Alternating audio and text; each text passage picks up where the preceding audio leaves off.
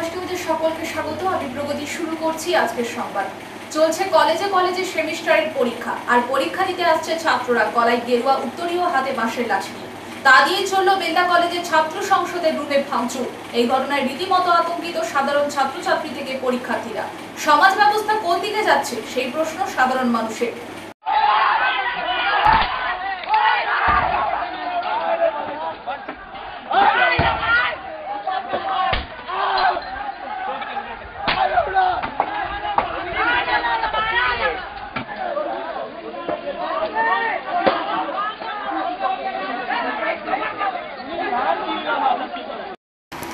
চলছে কলেজে কলেজে সেমিস্টারের পরীক্ষা, আর পরীক্ষা দিতে আসছে ছাত্ররা গলায় গেরুয়া উত্তরীয়, হাতে বাঁশের লাঠি।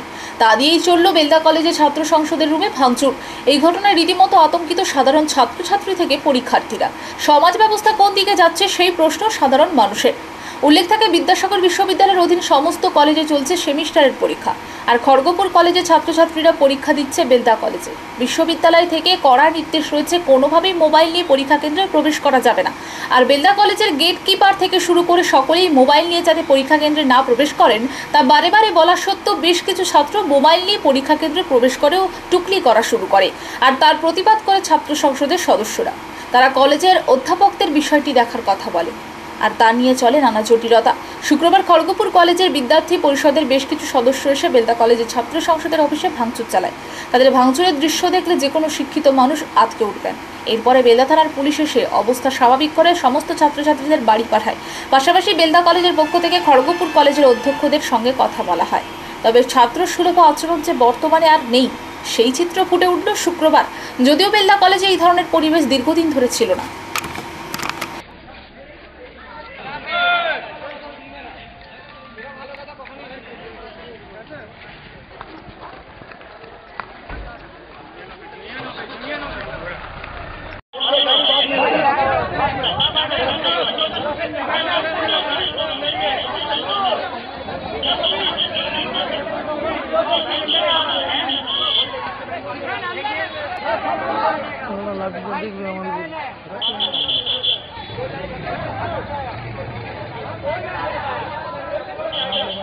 কেউ করে জানে না, রাস্তার টাকা টানতে হবে।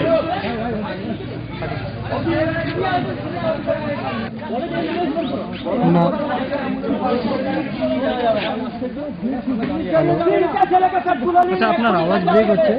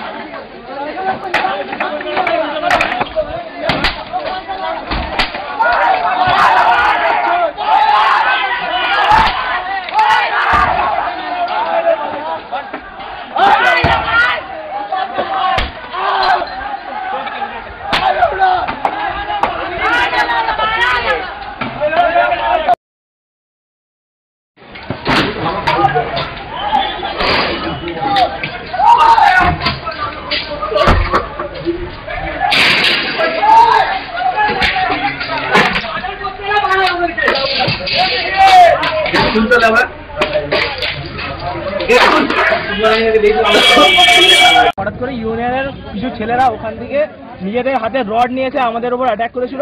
আমাদের দুটো ছেলে আর দুটো মেয়ের মাথা ফাটিয়ে দিয়েছে, পাথর দিয়ে ছুঁড়েছে। পুলিশ ওখানেই ছিল, পুলিশ কোনো অ্যাকশন নেয়নি।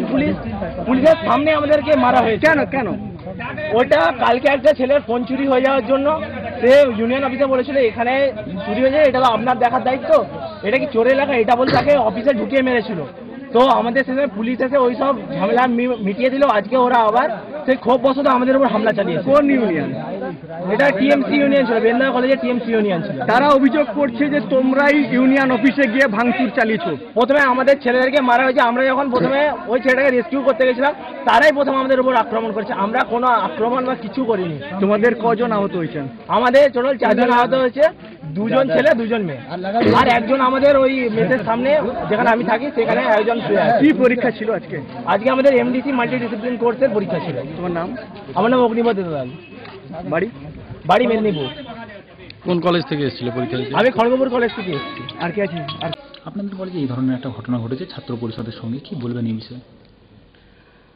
নিউ এডুকেশন পলিসির ফার্স্ট সেমিস্টারের ছাত্রছাত্রী পরীক্ষার্থী খড়গপুর আর আরেকটি কলেজের নারায়ণগড় থেকে এসেছে ওরা পরীক্ষার্থী, প্রায় 1400 ছাত্রছাত্রী পরীক্ষা দিচ্ছে। পরীক্ষার শেষে যখন সবাই চলে যাচ্ছিল তখন আমরা পরের দিকে খবর পেলাম কিছু নিজেদের মধ্যে ছাত্রদের মধ্যে কথোপকথন হয়, যেটা পরবর্তীকালে একটু খারাপ দিকে টার্ন নেয়। তারপর তারা বিভিন্ন জায়গায় ইট ছোড়াছুড়ি, মারামারি এসব কিছু হয়েছে। তো সেটা তারপর প্রশাসন তার মতো ব্যবস্থা নিয়েছে, আমরাও তাদেরকে নিরস্ত করেছি, তাদেরকে বাড়ি পাঠানো হয়েছে। এই ধরনের ঘটনা আসলে ছাত্রছাত্রীদের জন্য খুব অনভিপ্রেত। এটা যাতে আটকানো যায় বা এই যাতে ঘটনা না ঘটে, আমি সব কলেজের ছাত্রছাত্রীদের যারা আসছে পরীক্ষা দিতে তাদের কাছে অনুরোধ করেছি, তাদের প্রিন্সিপালদের কাছে অনুরোধ করেছি, ইউনিভার্সিটি এবং প্রশাসনের কাছেও এই অনুরোধ রেখেছি। আশা করছি আগামী দিনে এই ধরনের অবস্থা যাতে আর না হয় সেদিকে তারাও সহযোগিতা করবেন এবং কনসার্ন কলেজের ছাত্রছাত্রীরাও আমাদের সঙ্গে সহযোগিতা করবেন। সেটা কি নিয়ে সূত্রপাত হলো এই ঝামেলাটা? আসলে পরীক্ষা ব্যবস্থায় যে কড়াকড়ি বা যে ধরনের ব্যাপারগুলো হয়, মোবাইল না নিয়ে পরীক্ষা হলে ঢোকা ইত্যাদি ইত্যাদি, এইগুলো থেকে সূত্রপাত। এগুলো পরবর্তীকালে নানা ধরনের ভার্বাল অল্টারকেশন, সবার হাতে একটা করে মোবাইল, কিন্তু মোবাইল ফোন নিয়ে পরীক্ষা হলে ঢোকা বারণ, এটা বলা, এনশিওর করা। এবং আজকেও বহু ছাত্রছাত্রীদের কাছ থেকে assistant controller sir, deputy controller sir সেগুলোকে বাজেয়াপ্ত করেছেন, করেছেন, আমরাও বলেছি। সেটা তাদের অনেকের পছন্দ নয়। আমি বলবো না সমস্ত ছাত্রছাত্রী এরকম, কিছু ছাত্রছাত্রী এ বিষয়ে যে প্রতিক্রিয়া ছাত্রসুলভ হওয়া উচিত সেটা না করে উল্টো ধরনের প্রতিক্রিয়া দিচ্ছে। ইনস্টিটিউশনের বদনাম করা বা অতিরিক্ত অপ্রয়োজনীয় কথা বলা, সেটা পরবর্তীকালে অন্য ধরনের রূপ নিচ্ছে। আপনার নাম? আমি ডক্টর চন্দ্রশেখর আচার্য, প্রিন্সিপাল বেলা কলেজ। ভোট পরবর্তী বিজেপি সন্ত্রাসের বিরুদ্ধে খেজুরিতে প্রতিবাদ সভা করল রাজ্যের শাসক দল। শুক্রবার বিকেলে পূর্ব মেদিনীপুর জেলার খেজুরি 2 নম্বর ব্লকের শ্যামপুরে বিজেপির লাগামহীন সন্ত্রাসের বিরুদ্ধে প্রতিবাদ সভার আয়োজন করা হয়। ভোট পরবর্তী বিজেপি সন্ত্রাসের বিরুদ্ধে খেজুরিতে প্রতিবাদ সভা করল রাজ্যের শাসক দল। শুক্রবার বিকেলে পূর্ব মেদিনীপুর জেলার খেজুরি 2 নম্বর ব্লকের শ্যামপুরে বিজেপির লাগামহীন সন্ত্রাসের বিরুদ্ধে প্রতিবাদ সভার আয়োজন করা হয়। উপস্থিত ছিলেন রাজ্যের 2 মন্ত্রী যথাক্রমে শিউলি সাহা ও বীরবাহা হাঁসদা, দলের সাধারণ সম্পাদক ও মুখপাত্র কুণাল ঘোষ, পূর্ব মেদিনীপুর জেলা পরিষদের সভাধিপতি উত্তম বারিক, দলের কাঁথি সাংগঠনিক জেলা তৃণমূল সভাপতি পীযূষ কান্তি পণ্ডা, দলের জেলা মহিলা সভানেত্রী রিজিয়া বিবি, খেজুরির প্রাক্তন বিধায়ক রণজিৎ মণ্ডল প্রমুখ। এদিন দলের জেলা তৃণমূল সভাপতি পীযূষ কান্তি পণ্ডা জানিয়েছেন, যদি 72 ঘন্টার মধ্যে এখানে সন্ত্রাস বন্ধ না হয় তাহলে তৃণমূল ফাটাবে। আমি পুলিশ প্রশাসনের সামনে হুঁশিয়ারি দিয়ে বলে যাচ্ছি, আমরা এখানে বসে থাকতে পারবো না। পূর্ব মেদিনীপুর জেলা পরিষদের সভাধিপতি উত্তম বারিক বলেন, 23-এর পঞ্চায়েত নির্বাচনের পর থেকে নিচকসবা, হলুদবাড়ি, কামারদা, খেজুরিতে বিজেপি সন্ত্রাসের বিরুদ্ধে আমরা রুখে দাঁড়াবো। লোকসভা নির্বাচনের পর আবারও বিজেপির হারমাত্রা খেজুরিতে সন্ত্রাস চালাচ্ছে। তৃণমূল কংগ্রেস ঘুরে দাঁড়ালে খেজুরিতে আর কাউকে খুঁজে পাওয়া যাবে না বলে হুঁশিয়ারি দিলেন উত্তম বারিক। রাজ্যের মন্ত্রী বীরবাহা হাঁসদা জানান, আমরা ক্ষতিগ্রস্ত পরিবারের পাশে আছি। জঙ্গলমহল যেভাবে শান্ত হয়েছে খেজুরির মাটিও সেভাবে শান্ত হবে। আজকের পর থেকে আমরা এক হয়ে লড়াই করব। আমরা খেজুরির প্রত্যেকটা মানুষের সঙ্গে রয়েছি। এটা বাংলা কিন্তু গুজরাট নয়। বিজেপির নেতারা এটা কিন্তু মনে রাখবেন বলে জানিয়েছেন বীরবাহা। রাজ্যের অন্যতম মন্ত্রী শিউলি সাহা বলেন, যদি তৃণমূল মনে করবে তাহলে বিজেপি নেতা ও কর্মীরা একটা রাতও ঘুমোতে পারবেন না। কেশপুরের মাটিতে শুভেন্দু অধিকারীর পা রাখতে দেব না। আপনি যতই হাইকোর্ট করুন, আমি আপনাকে চ্যালেঞ্জ করছি, রাজ্য সরকারের টাকা নেবে আর ভোট দেবে বিজেপিতে, তা হতে দেব না। পুলিশ মন্ত্রীর নাম মমতা বন্দ্যোপাধ্যায় নবান্ন সভা দিয়ে বলেছেন, শৃঙ্খলা রাখতে হবে, যেখানে ধরনের ক্রাইম হবে তাকে রুখে দিতে হবে। আপনার ডিএম, আপনার এসপি সেই মিটিংটাই ছিল, নিশ্চিত তারা জানেন। তারপর সারা রাত্রি বোমবাজি হবে। আপনারা ভিটু একটা অ্যাপ্লিকেশন করতে ভয় পান, আপনার ভয় পান। আমরা আছি আপনাদের পাশে। আমি আবারও বলি, যারা দিল্লির পায়ে ধরে রাজনীতি করতে চান, যারা বলে বেরিয়েছেন এতদিন ধরে আমি বাংলার নেতা, আমি ভারতবর্ষের নেতা, বিভিন্ন রাজ্যে তাকে দেখেছিল, আমরা বাংলার মানুষ তাকে একটা জেলার নেতায় পরিণত করে দিয়েছে। আপনাদের আমি ধন্যবাদ জানাই। বুঝতে অনেক দেরি হয়েছে। সেদিন উত্তমরা বুঝতে পারেনি, রঞ্জিতরা বুঝতে পারেনি, আমি কিছুটা হলেও বুঝতে পেরেছিলাম, হলদিয়ার কুলাঙ্গারে বুঝতে পেরেছিলেন। দিলীপ বাবুরা খুব তাড়াতাড়ি এই 20 থেকে 24-এর মধ্যে বুঝে পেরে বুতুনি দিচ্ছে, এমন না এদিক যাবে না ওদিক যাবে, অভিমানে চোখ দিয়ে জল পড়ছে। বন্ধু আমি বলি আপনাদের, চরম ভীতু মানুষ পেছন থেকে কাজ করে। ঝগড়া, বিরোধী দলনেতার বিরোধিতা করছে দিলীপ ঘোষ, সুকান্ত মজুমদার বলছে অমুক, বিজেপির নেতারা বলছে দিল্লির নেতারা এলে মহিলা টাকা দিয়ে তাদের খুশি না করলে পদ মেলে না এই বিজেপিতে। তাদের নেতারা বলছে নামতে নামতে নামতে নামতে কোথায় গেছে এই ভারতীয় জনতা পার্টি। আর এখানে আপনাদের খেজুরিতে লাগাতার কয়েকজন অশান্তি করছে, কিছু বাইরের থেকে লোকজন এনে অশান্তি করেছিল, আর কয়েকজন এখানকার লোককে দিয়ে অশান্তি করাচ্ছে। মাননীয় মুখ্যমন্ত্রী মমতা বন্দ্যোপাধ্যায়ের নেতৃত্বে, অভিষেক বন্দ্যোপাধ্যায়ের সেনাপতিত্বে তৃণমূল কংগ্রেসের পরিবার লড়াই করেছে, লড়াই করছে এবং লড়াই করবে। মাননীয় মুখ্যমন্ত্রী গোটাটায় নজর রাখছেন, পরিষ্কার বলে দিয়েছেন আপনাদের কাছে বার্তা দিতে, দলকে প্রাণের থেকে প্রিয়, নেত্রীকে আস্থা রেখে তৃণমূলের যে কর্মীরা লড়ে এবং তার জন্য তাদের উপর যে অত্যাচার সিপিএম এর যারা আগে ছিল এখন যারা বিজেপিতে গেছে যে হারমাদরা করছে, মুখ্যমন্ত্রী মমতা বন্দ্যোপাধ্যায় জানিয়েছে দল তাদের পাশে থাকবে।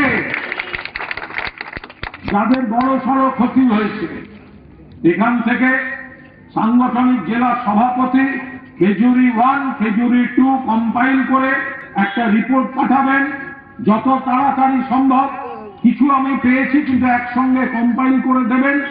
গরিব মানুষ যাদের বড় সড়ো ক্ষতি হয়েছে, যাদের আরো চিকিৎসার দরকার, যাদের বাড়ি ভাঙচুর করেছে, আমাদের নেত্রী জানিয়েছেন দল সবটা বিবেচনা করে সাধ্যমতো যাদের খুব ক্ষতি হয়েছে জেলা সভাপতি রিপোর্ট পাঠাবেন, দল তাদের পাশে থাকবে।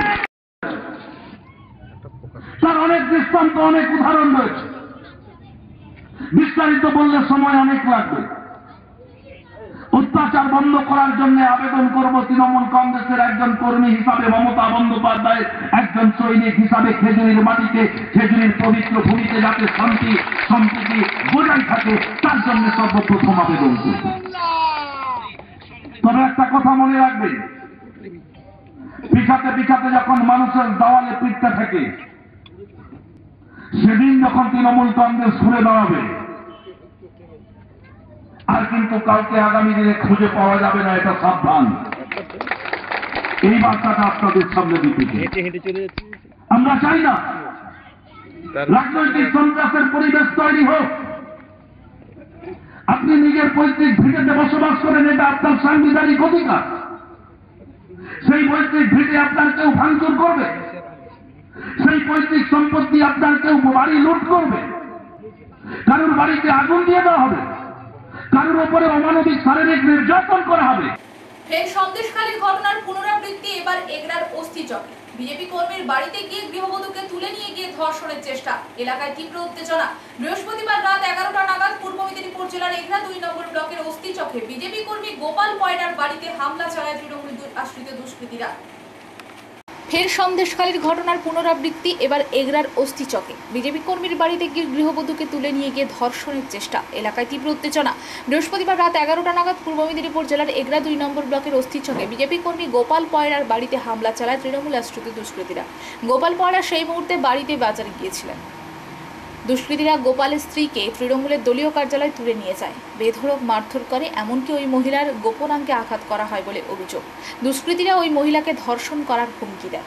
চিৎকার চেঁচামেচি শুনে স্থানীয় এলাকাবাসীরা ছুটে আসে। ওই মহিলার স্বামী খবর পেয়ে তৃণমূলের কার্যালয়ে আসলে ব্যাপক উত্তেজনার সৃষ্টি হয়। অভিযোগ, নির্বাচনের পর থেকে তৃণমূলের অঞ্চল সভাপতি সুজিত সিং নেতৃত্বে অস্থিচক এলাকায় বিজেপি কর্মীদের বাড়ি বাড়ি গিয়ে হুমকি দেওয়া হচ্ছিল। সেই কারণে 11ই মে এগরা থানায় লিখিত অভিযোগ জানিয়েছিল গোপাল পয়রা। থানায় অভিযোগ জানানোর কারণেই দুষ্কৃতীরা ফের হামলা চালায় বলে অভিযোগ। ঘটনার খবর পেয়ে এগরা থানার পুলিশ বাহিনী ঘটনাস্থলে এসে পৌঁছায়। বিজেপির অভিযোগ, পুলিশ ওই মহিলার অভিযোগ না শুনে অভিযুক্তদের ছেড়ে দেয়। পুলিশের পক্ষ থেকে বলা হয়, আগে থানায় লিখিত অভিযোগ করতে হবে, তারপরে দুষ্কৃতীদের বিরুদ্ধে উপযুক্ত ব্যবস্থা নেওয়া হবে। শুক্রবার সকাল 11টা নাগাদ এগরা থানায় লিখিত অভিযোগ জানায় গোপাল পয়রা ও তার নির্যাতিতা স্ত্রী। এগরা থানার পুলিশ ঘটনা তদন্তে নেমেছে।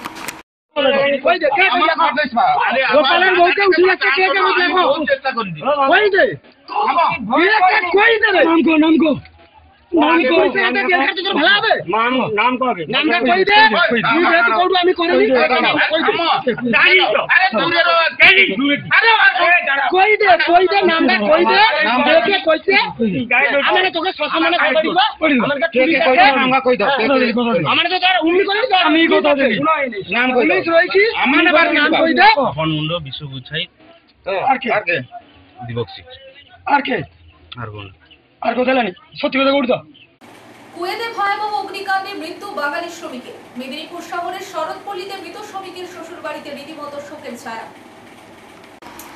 কুয়েতে ভয়াবহ অগ্নিকাণ্ডে মৃত্যু বাঙালি শ্রমিকের। মেদিনীপুর শহরের শরৎপল্লীতে মৃত শ্রমিকের শ্বশুর বাড়িতে রীতিমতো শোকের ছায়া। জানা গিয়েছে, মৃত শ্রমিকের নাম দারিকেশ পট্টনায়ক, বয়স 52 বছর। দাঁতনে তুরকাতে আদি বাড়ি হলেও বছর 5 আগে মেদিনীপুর শহরে নিজের জমিতে বাড়ি তৈরি করেন বাঙালি এই পরিযায়ী শ্রমিক। বাঙালি পরিযায়ী শ্রমিকের স্ত্রী অন্তরা এবং কন্যা থাকতেন মেদিনীপুর শহরের শরৎপল্লীর বাড়িতেই। পরিবারের দাবি, রাজ্য সরকার বা কেন্দ্রীয় সরকারের তরফে এখনো পর্যন্ত মৃত্যুর খবর তাদের জানানো হয়নি, তবে কোম্পানির তরফে মৃত্যুর খবর জানানো হয় পরিবারকে। কবে মৃত শ্রমিকদের দেহ এসে পৌঁছাবে বাড়িতে তা নিয়ে এখনো পর্যন্ত কোনো তথ্য নেই পরিবারের কাছে। মূলত বছরখানেক আগে শেষবারের মতো মেদিনীপুর এসেছিল দারিকেশ। কুয়েতের একটি বেসরকারি সংস্থায় ইঞ্জিনিয়ার সুপারভাইজার পদে কাজ করতেন। কথা ছিল এই বছর দুর্গাপুজো ও মেয়ের জন্মদিন উপলক্ষে একেবারে সেপ্টেম্বরে কুয়েত থেকে মেদিনীপুরে ফিরবেন দারিকেশ পট্টনায়ক। তবে ভয়াবহ এই দুর্ঘটনায় জীবদ্দশায় আর বাড়ি ফেলা হলো না বাঙালি পরিযায়ী শ্রমিকের। কফিনবন্দি দেহটা এখন কখন মেদিনীপুরে মাটিতে ফিরবে সেদিকে তাকিয়ে গোটা পরিবার। খুবই কিছু তো ভাষা নেই আমার। এটার এই যে দারিকেশ দা মারা গেলেন কুয়েতে কাজ করতে গিয়ে, সেখানে কি অবস্থায় মারা গেছেন আমরা এখনো কিছু জানি না। 49-50 জন ভারতীয় মারা গেছেন এবং সেখানে দারিকেশ দা, তার একটি ছোট মেয়ে আছে, একটি মেয়ে ক্লাস 12-এ উঠেছে সবে, নেক্সট ইয়ার বোর্ডের পরীক্ষা। বাবা অন্তপ্রাণ, যা হয় তাকে ঘুমের ইনজেকশন দিয়ে রাখা হয়েছে, তার অ্যাজমা আছে। একটা পরিবার শেষ হয়ে গেল। আমার কোনো পরিযায়ী শ্রমিক ছিলেন উনি। আজকে প্রশ্নটা হচ্ছে যে কেন আমাদের ছেলে মেয়েদের পশ্চিমবঙ্গ ছেড়ে অন্য জায়গায় কাজ করতে যেতে হচ্ছে। আজকে দারিকেশদা গেছেন কুয়েতে কাজ করতে, কেউ যাচ্ছে উত্তরপ্রদেশ, কেউ যাচ্ছে রাজস্থান, কেউ বিহার। সেদিনকেও একটি পেপারে বেরিয়েছে সংবাদ মাধ্যমে যে প্রচুর ছেলে বিহারে কাজ করতে যাচ্ছে। ভাবতে পারেন যে বিহারকে একসময় বলা হতো জঙ্গল রাজ, সেই জঙ্গল রাজ আজকে পশ্চিমবঙ্গে ফিরে এসেছে। আর পশ্চিমবঙ্গের ছেলেমেয়েরা বিহারে কাজ করতে যাচ্ছে, তারা চাকরি খুঁজতে, ধান রোয়ার কাজ করতে যাচ্ছে কেরালাতে। ভাবতে পারেন আজকে এই টিএমসি সরকারের কতটা অক্ষমতা, বা মুখ্যমন্ত্রী যে কথাগুলো বলেন 10 লক্ষ চাকরি রেডি আছে। আর যদি রেডি থাকতো তাহলে দারিকেশটাকে কুয়েত যেতে হতো না। তার একটা 14 বছরের মেয়েকে ছেড়ে, তার স্ত্রীকে ছেড়ে, তার বাবা মা, তার পুরো পরিজনকে ছেড়ে বছরে একবার হয়তো বাড়ি আসতে পারে, তাকে ছেড়ে যেতে যে হতো না, পেটের দায়ে যেতে হয়েছে। এবং এটাই হচ্ছে আজকে এগিয়ে বাংলার মডেল। প্রচন্ড গরমে রাতে মায়ের সঙ্গে দুই ভাই দীঘায় বেড়াতে এসেছিল। সমুদ্রের আকর্ষণ কাল হয়ে দাঁড়ালো উত্তর 24 পরগনার মধ্যগ্রামের দে পরিবারের। মায়ের সঙ্গে দুই ভাই দীঘায় বেড়াতে এসেছিল, সমুদ্রের আকর্ষণ কাল হয়ে দাঁড়ালো উত্তর 24 পরগনার মধ্যগ্রামের দে পরিবারের। বৃহস্পতিবার মায়ের সঙ্গে পূর্ব মেদিনীপুর জেলার দীঘায় চলে এসেছিল। গরমের আবহাওয়াকে উপেক্ষা করে সমুদ্রের পাড়ে এসেছিল। শুক্রবার সকাল 10টা নাগাদ জগন্নাথ ঘাটে সমুদ্র স্নানে দুই ভাই শুভজিৎ দে, ছোট ভাই বিশ্বজিৎ দে নেমে পড়েছিল। সেই সময় সমুদ্র উত্তাল ছিল। জলের প্রখর টানে শুভজিৎ তলিয়ে যেতে থাকে। দাদা তলিয়ে যাচ্ছে দেখে ভাই দাদাকে উদ্ধার করার জন্য এগিয়ে যায়। তৎক্ষণাৎ রুলিয়াদের চোখে পড়ে যায়, সঙ্গে সঙ্গে ছোট ভাই বিশ্বজিৎকে উদ্ধার করে এবং লাইফ জ্যাকেট সহ দুটি স্পিড বোট নিয়ে শুভজিৎকে উদ্ধার করার চেষ্টা করেও বিফল হয়ে যায় দীঘা থানা পুলিশ। তলিয়ে যাওয়ার শুভজিৎকে উদ্ধার করার জন্য চেষ্টা চালিয়ে যাচ্ছে। বিকেল পর্যন্ত শুভজিতের কোনো খোঁজ মেলেনি। পরিবার থানায় আশ্রয় নিয়েছে। ছোট ভাই বিশ্বজিৎ এখন ভালো আছে। তীব্র গরমে পানীয় জলের সংকটে নাজেহাল ঝাড়গ্রামের পচাখালী গ্রামের বাসিন্দারা। ভরসা খালের জল পচাখালী গ্রামের মানুষের। আধুনিক সমাজ ব্যবস্থায় আজও পরিশুদ্ধ পানীয় জল পেল না পচাখালীর মানুষজনেরা। তীব্র গরমে পানীয় জলের সংকটে নাজেহাল ঝাড়গ্রামের পচাখালী গ্রামের বাসিন্দারা। ভরসা খালের জল পচাখালী গ্রামের মানুষের।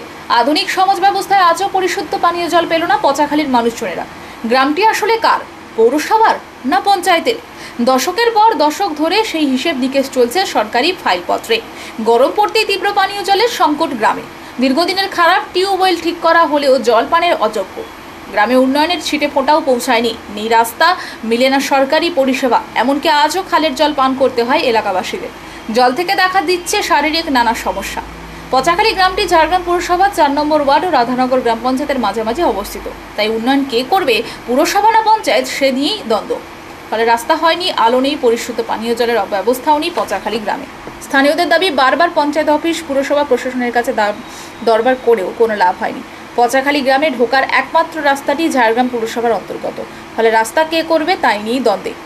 এছাড়া পচাখালী গ্রামের 8 থেকে 10টি পরিবারের খালের জল দিয়েই নিজেদের দৈনন্দিন কাজকর্ম করতে বাধ্য হয়। বর্ষায় 1 হাঁটু জলের উপর দিয়েই যাতায়াত করতে বাধ্য হয়। পুরসভা বা পঞ্চায়েত গ্রামবাসীদের বারবার আশ্বস্ত করেই চুপ, ফলে কাজ হয়নি।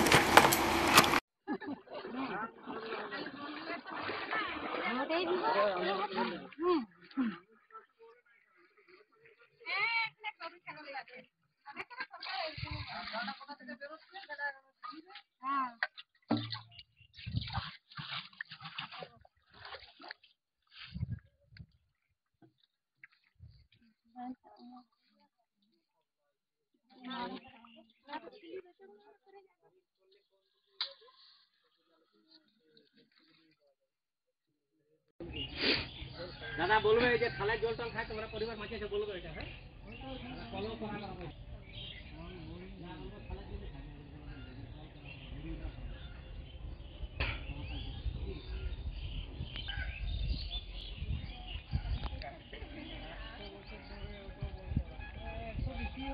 একশোর বেশি।